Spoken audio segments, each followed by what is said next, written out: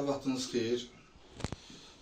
Dostlar, mən birinci özümü tanıdım. Mən Qurbanlı Məhəbbət Məhərrəmoğlu 44 günlük müharibənin Qarabağ qazisi, birinci qrup müddətsiz əlil və ən problemli olan qazilərin biri. Mənim şikayətim nədəndir? Səhiyyədən, təbibdən, Ağdamda baş həkim vəzifəsində oturan Əbdülqadir Günel, səhv eləmirəmsə, Nizami qızı. Məni göndəriblər Bakıya.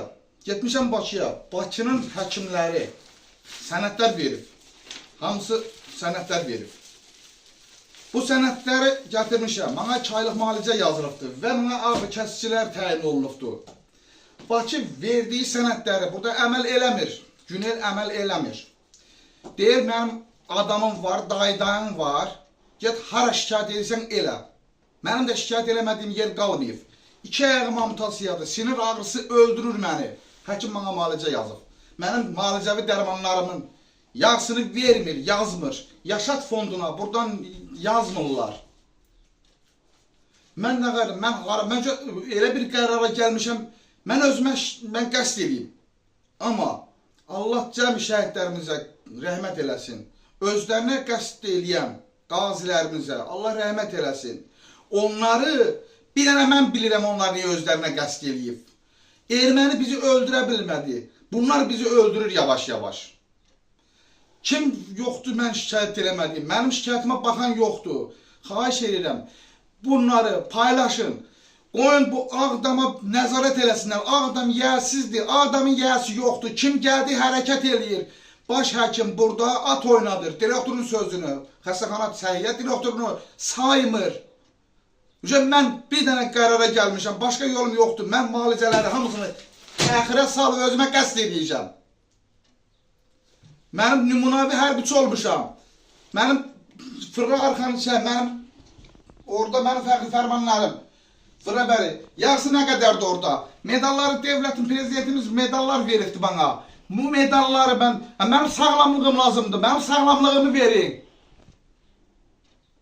Mənim sağlamlığımı verin. Xahiş edirəm sizdən, hər birinizdən, kimin qarşısına çıxıb, paylaşsın. Bunu belə qoymuyor.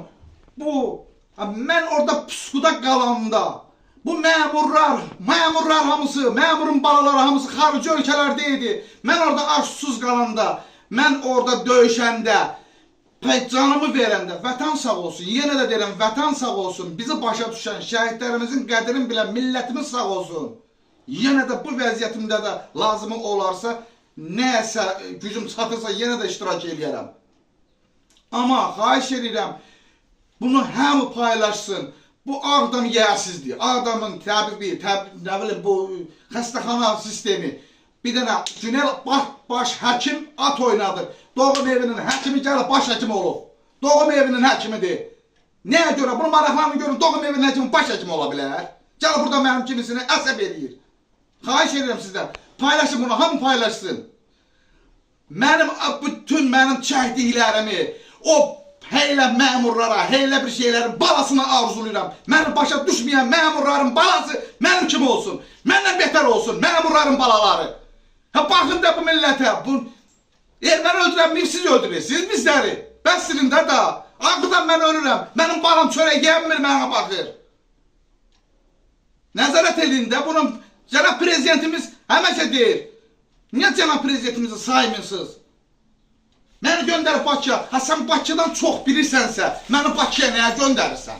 Bakı yazıbdır. Bakı yazdığı sənədlərimi, dərmanlarımı sən niyə vermirsən? Bakıdakı həkimdən çox bilirsən. Bakıdakı həkim əyağı bildiğini sənin başın bilmir. Əgər bilirsən, mən niyə Bakıya göndərirdin? Özüm burada yazıb sağaldardım da. Bakıya göndərmirsən, Bakı mən yeni klinika. 6 ildir bilmirlər məndə qəlpələr var.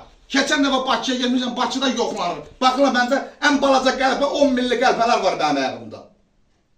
Əyağımda yox, əyaq yoxdur. 2 dənə kukla əyağı veriblər, o da işimə yarımır. Yeriyəmirəm, ağrı kəsicilərə möhtaç qalmışam.